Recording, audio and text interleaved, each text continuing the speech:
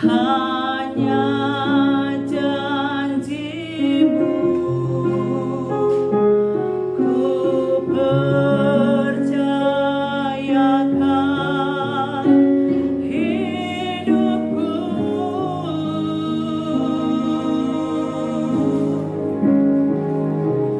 Ku sembah Kau Allahku, Bapa dan sahabatku, Kau yang pedulikan seluruh hidupku.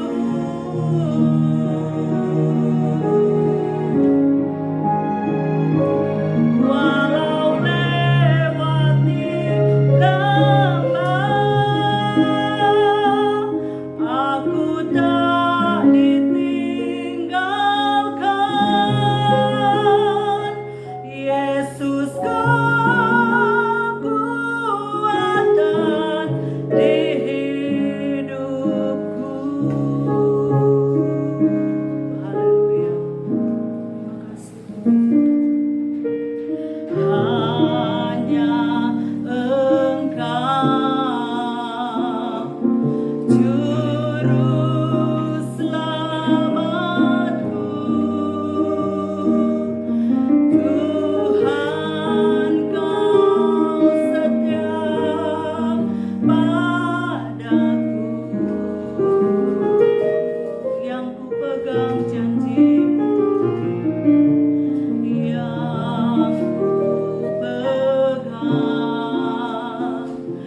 hanya janji-Mu,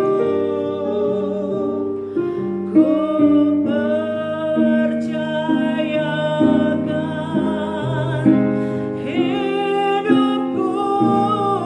Kami sembah Engkau Tuhan, ku sembah Kau Allahku, Bapa dan sahabatku, Kau yang pedulikan seluruh hidupku.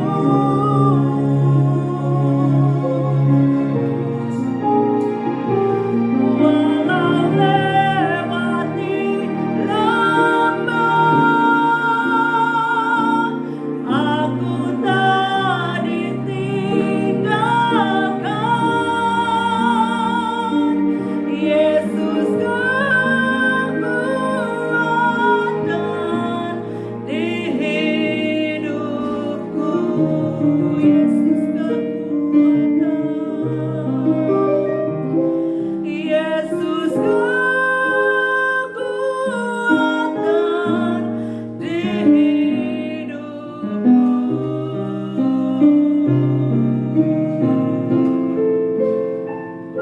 Yesus kekuatan di hidupku.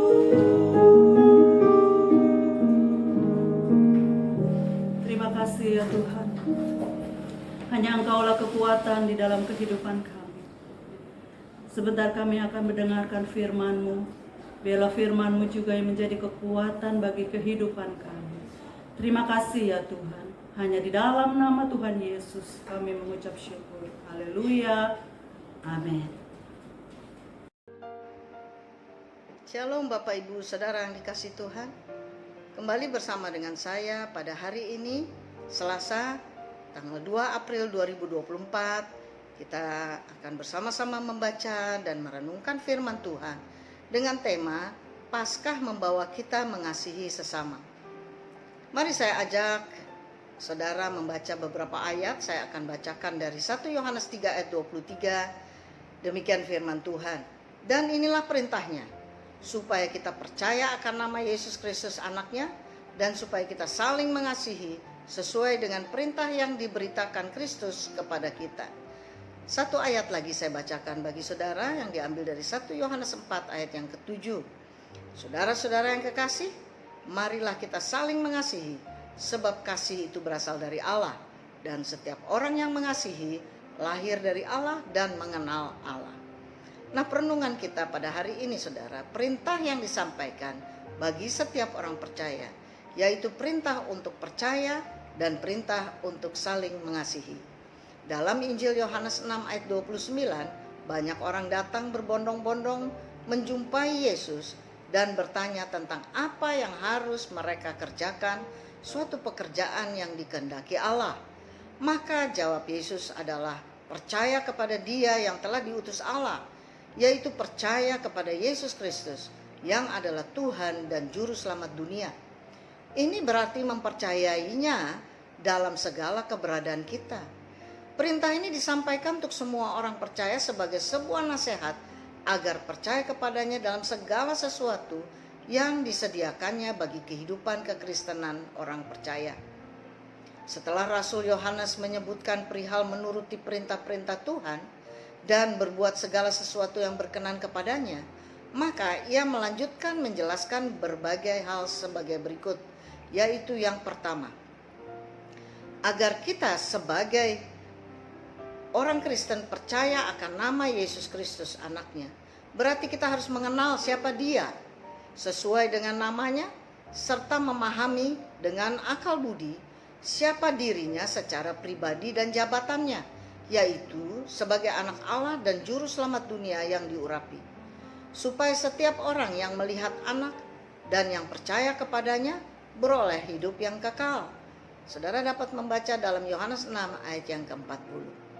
Kedua, agar kita sebagai orang Kristen mengakui Dia sebagai pribadi yang dipersiapkan untuk mengerjakan seluruh karya keselamatan yang kekal.